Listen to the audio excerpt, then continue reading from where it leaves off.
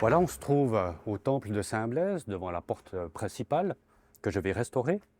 On s'aperçoit en fait qu'il y a une dégradation suite aux intempéries ainsi qu'au soleil qui a carrément abîmé tout l'ancien vernis qui était posé dessus, ainsi que la rouille qui s'est mise en fait sur ces ferrements.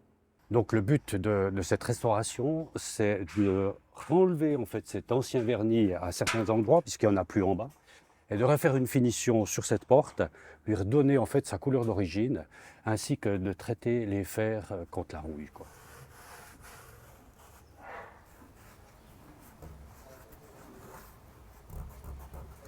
C'est un travail quand même assez important parce qu'il faut démonter tout ce qu'on appelle les épars, enlever les clous, les remettre en fait sur un carton pour avoir exactement le même emplacement de ces clous et surtout refaire des clous qui manquent à certains endroits, des clous forgés. C'est un travail qui vous plaît? Énormément. Non, non, travailler dans des bâtiments historiques comme ça, c'est magnifique.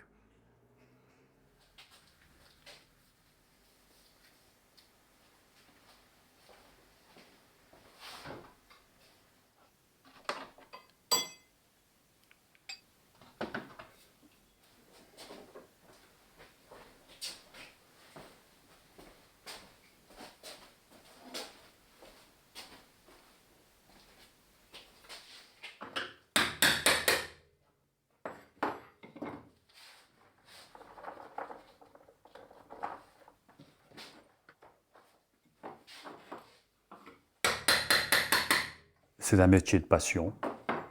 C'est un métier, on voit plein de choses. On travaille sur différents objets, différents meubles. C'est une passion. Le dimanche soir, c'est un moment de plaisir de se dire lundi, je vais travailler. C'est vraiment le burn-out. Je ne connais pas. Sincèrement, non, c'est vraiment c'est du plaisir.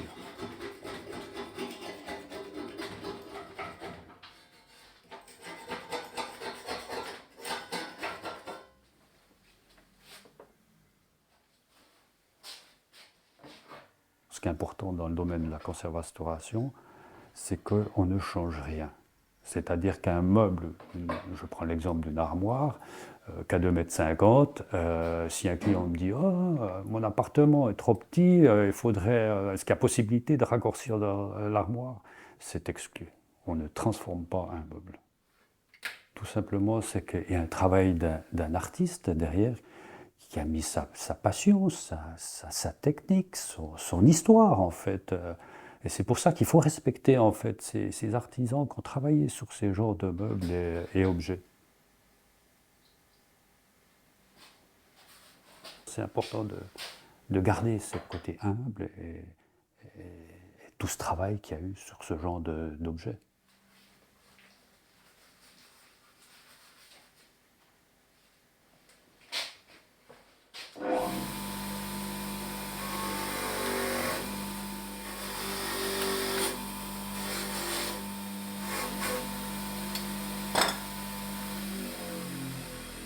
Alors, ce qu'il faut savoir, c'est qu'un ébéniste, il construit des objets, enfin, entre autres des meubles. Bien sûr, quand on construit un meuble, il faut que le meuble soit totalement propre, qu'il n'y ait pas une rayure, rien du tout. Alors qu'un conservateur-restaurateur de meubles, au contraire, il doit laisser le maximum de marques, ce qui fait en fait le charme d'un meuble ancien. C'est toute la patine qu'il y a eu pendant toutes ces années.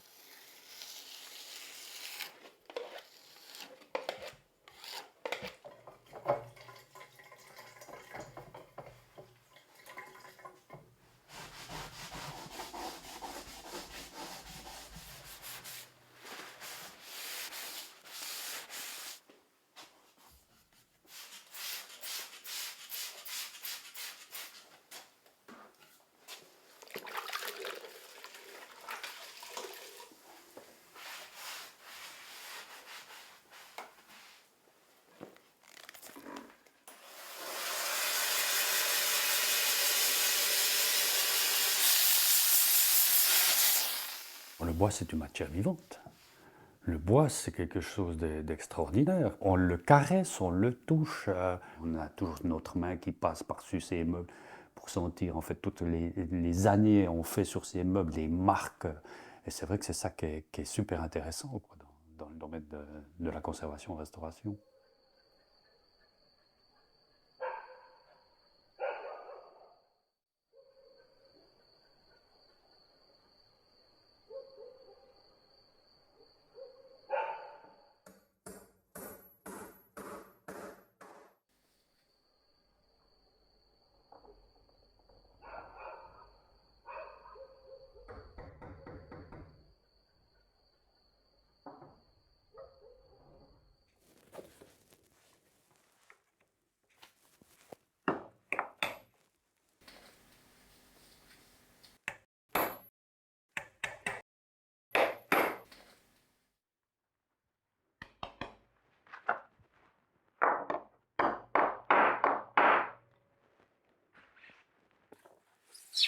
Voilà, le dernier clou.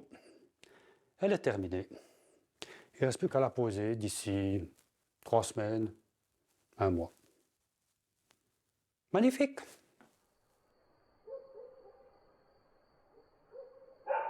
J'avais un papa qui aimait bricoler. Et quand j'étais petit, j'allais dans son atelier. Et puis, j'aimais bien travailler le bois. Puis je me suis dit, c'est quelque chose qui m'intéresse. Mais je voulais quelque chose qui soit plutôt dans la finesse. Hein. J'aurais pu être charpentier, bûcheron, etc. Non, mais je voulais quelque chose de plus fin. Et pendant 4 ans, j'ai fait un apprentissage d'ébéniste dans le Val-de-Rue. Ça fait passer 35 ans. Et puis pendant 11 ans, j'ai travaillé chez un antiquaire au Landran comme restaurateur en meubles. Quand j'ai fait ces 11 ans chez cet antiquaire, j'ai eu l'occasion avec mon épouse d'acheter une maison à nous. Et puis là, le but, c'était de se mettre en fait à son compte.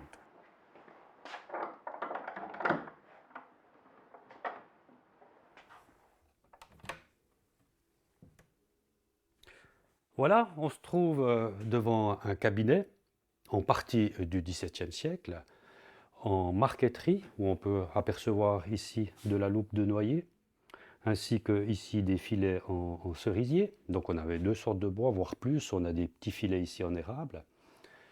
Où j'ai eu l'occasion de restaurer ce meuble-là, de très belle qualité, où en cours de restauration, on peut s'apercevoir que, en ouvrant cette petite porte, l'astuce est en fait de ce petit meuble, de ce petit cabinet, c'est qu'en réalité, il y a un secret. Il suffit de sortir les petits tiroirs, de sortir en fait ce casier,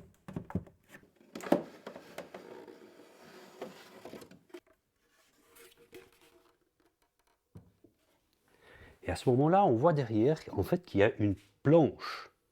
Donc, il suffit de sortir ces 2 grands tiroirs,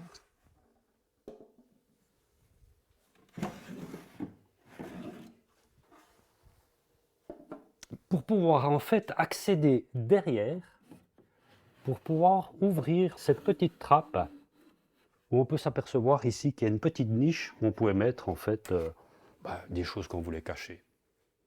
Voilà. Alors c'est toujours intéressant dans différents meubles, surtout au niveau des secrétaires, c'est qu'on sait qu'à une certaine époque, il y avait des secrets. Donc c'est toujours le but de savoir où se trouve en fait ce secret.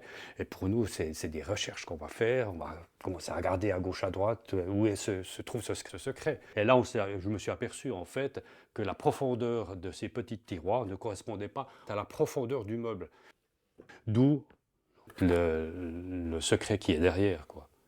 Et je ne sais même pas si en fait, le client est au courant de ce secret-là. Donc on va lui expliquer et je pense qu'il va trouver ça magnifique, quoi.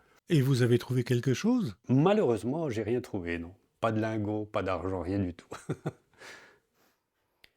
Or c'est un gros travail parce qu'il y a beaucoup de plaquages qui étaient décollés. Il a fallu en fait recoller certaines parties en fait, au niveau de la loupe. Il a fallu nettoyer tout ce qu'on appelle ferments, c'est-à-dire les épars, les serrures. Et c'est vrai qu'il y a beaucoup de marqueterie, aussi bien sur le côté, sur les tiroirs, les faces de tiroirs. et ainsi que le piétement en bas. Ah, c'est des meubles qui ont une histoire, qui ont une patine, il y a toujours des choses à raconter. Les gens nous expliquent comme quoi ça vient de la grand-mère, de l'arrière-grand-père. J'entends même des fois où ils jouaient, s'ils trouvaient la cachette, eh bien, ils pouvaient aller mettre des choses à l'intérieur. Non, il y a toute une vie. Et puis, un meuble comme ça, il n'y en a qu'un, il n'y en a pas deux les mêmes, hein. Donc c'est ça la beauté, contrairement à des meubles de grande surface où tout est un petit peu, je dirais, stérile, quoi. J'ai été mandaté par le Musée international de l'horlogerie pour restaurer ce régulateur estampillé Balthazar Lieutot, d'époque Louis XV, en bois de rose et bois de violette. On fait toujours des photos avant et après. Quand je vais restaurer ce régulateur, pendant 3 mois, je vais travailler dessus, pas continuellement, mais pendant un bon bout de temps. Et c'est vrai qu'une fois qu'il est terminé, on se rend plus compte comment il était au départ, à l'origine. Donc c'est important de voir des photos avant, sur toutes ces coutures, hein, de face, de profil, et puis de se rendre compte une fois que c'est fini, tiens, comment l'objet était avant restauration. Je vois rien pour l'instant. C'est une pièce exceptionnelle, déjà par sa qualité des bronzes, qui est vraiment exceptionnelle, un travail de ciselure qui est magnifique, et puis la beauté de l'objet, quoi, de ce régulateur. Celui-là, oui. On ne peut pas restaurer un meuble sans avoir la connaissance de celui qui l'a conçu, en fait, de savoir comment il l'a conçu, quelles sont les techniques, les systèmes d'assemblage, quels sont les matériaux qu'on a utilisés, entre autres au niveau des bois. Donc là, après, c'est important d'aller chercher dans une documentation que j'ai, dans une bibliothèque ici, qui est classée par rapport au thème. Ça peut être les bois, ça peut être les bronzes, ça peut être les estampilles. Et puis là, on va aller chercher dans un livre, en fait, à savoir si on va trouver ce fameux Balthazar Lieutot.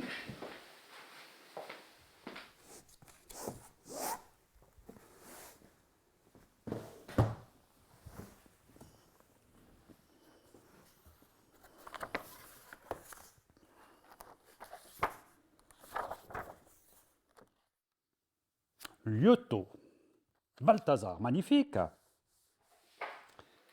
Compagnon ébéniste établi à Paris. C'est super intéressant. Il a travaillé avec un bronzier qui s'appelle Caffieri.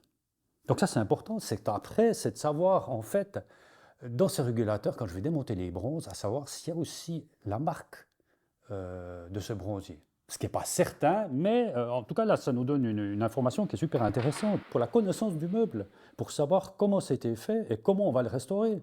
C'est-à-dire, est-ce que c'est un bronze qui était doré au mercure, par exemple? Donc, qu'est-ce que c'est qu'une dorure au mercure? Donc là, il y a toute une documentation là-dessus pour savoir comment on fait en fait une dorure au mercure, comment on restaure une serrure. Donc tout ça, c'est des choses qui sont très importantes dans notre profession. Hein? Elle est pâtre. Non, non, non, elle penche en avant, là. Puis elle fait tourner comme C'est bien. Puis elle a la brillance quand même, parce que c'est... Ouais. Voilà. Ça, c'est bien. Et on va après. Parce que je me disais aussi les bronzes, après c'est tellement net que je peux prendre sur la photo, je peux... Alors le but, c'est pas d'avoir un objet neuf, hein, c'est vraiment de garder toute sa patine, sa forme, son élégance, hein, aussi, j'entends sur un objet comme ça, et pas tout à coup le transformer.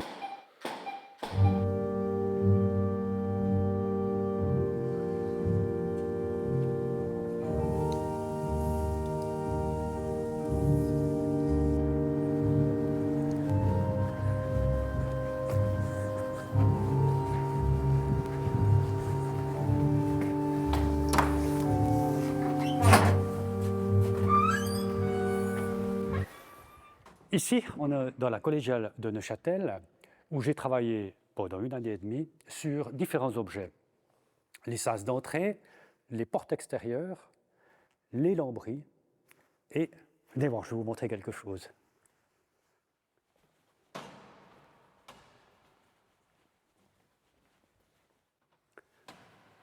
Ce que je voulais vous montrer, c'est ça, la chaire, dessinée par Léo Châtelain en 1870. Elle est composée en fait de 4 parties.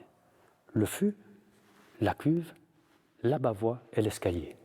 L'ensemble est en chêne. Oui, c'était un gros travail parce qu'en fait, il a fallu démonter les 4 parties, les transporter dans le chœur pour pouvoir faire la restauration.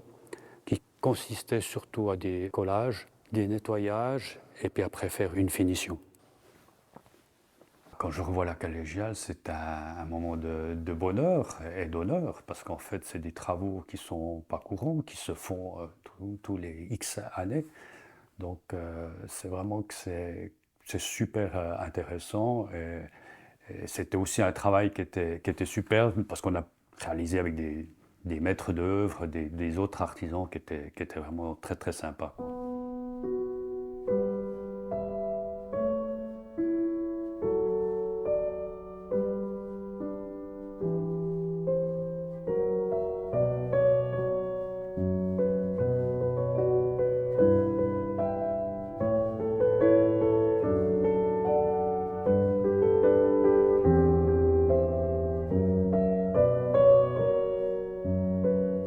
On se sent très petit, hein, en fait, quand on voit le travail que les anciens faisaient.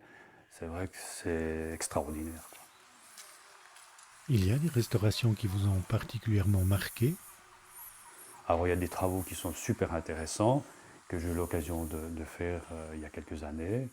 Entre autres, j'ai travaillé à l'église Saint-Jean à Grandson, où j'ai refait ce qu'on appelle la chaise du prieur, qui est une superbe chaise datée par les historiens de 1400, où j'ai restauré aussi les portes de cette église Saint-Jean à Grandson. Ensuite de quoi, j'ai eu l'occasion aussi de travailler au Palais fédéral, dans la salle du Conseil des États, ainsi que dans les antichambres, où on a fait la restauration des boiseries. Quelques années plus tard, j'ai restauré à l'Hôtel de Ville de Neuchâtel les 4 salles, et puis la barrière d'honneur.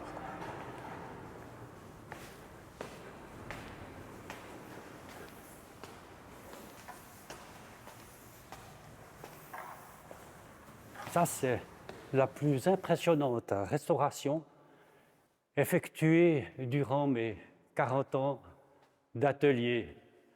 La restauration, en fait, de la barrière d'honneur, des lustres ainsi que des boiseries.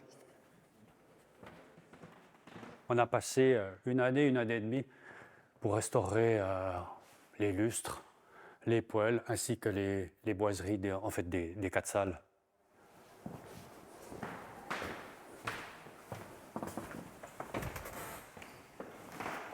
Voici la grande surprise de cette restauration au niveau de l'hôtel de ville. En fait, c'est que cette porte-là était fermée par des listes en bas, etc. Elle était clouée. On a décloué cette porte et en ouvrant la porte, waouh, les coffres de la ville, magnifique.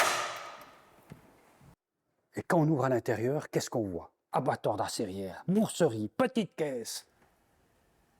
En haut, clé diverses, titre des archives, caisse des 2 corps.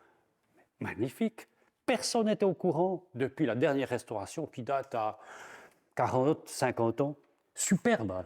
Les coffres de la ville. Magnifique.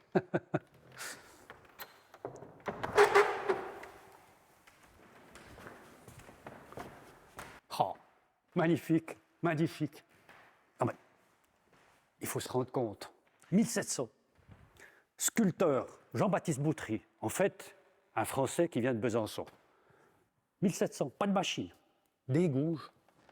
Commencez à creuser ici, entre ce qu'on appelle les chapelets, ici, entre ici avec des petites gouges. Vous regardez l'ensemble de ces sculptures. Mon Dieu! Respect. Ah non, mais c'est génial. 6 ans pour construire l'hôtel de ville. Combien de sculpteurs étaient dans cette pièce pour faire ces sculptures? On n'a pas réussi à trouver. Mais quand on regarde les détails à 5 mètres de hauteur, chapeau. Chapeau. Magnifique. Les poêles. Jean-Baptiste Pertuis, un Alsacien, ferronnier, sculpteur et bronzier. Quand on regarde la qualité de ces bronzes, la ciselure, dorure au mercure, quand vous voyez les têtes de bélier, grandeur nature. On a restauré ces fourneaux, on a démonté toute la partie en haut, toutes les petites boules, tout a été démonté et nettoyé. Les têtes de bélier, c'était noir. Et là, toute la dorure ressort. Superbe, un travail magnifique. Ah. Voilà ces fameuses têtes de bélier qui étaient quasi grandeur nature. Ce qu'on s'est aperçu, c'est que sous cette crasse, on a aperçu en fait des des dorures, ce qu'on appelle de la dorure au mercure. Et une fois nettoyé, alors on arrive dans des splendeurs, quoi. Magnifique. Quel plaisir de travailler dans des bâtiments comme ça. Magnifique, super.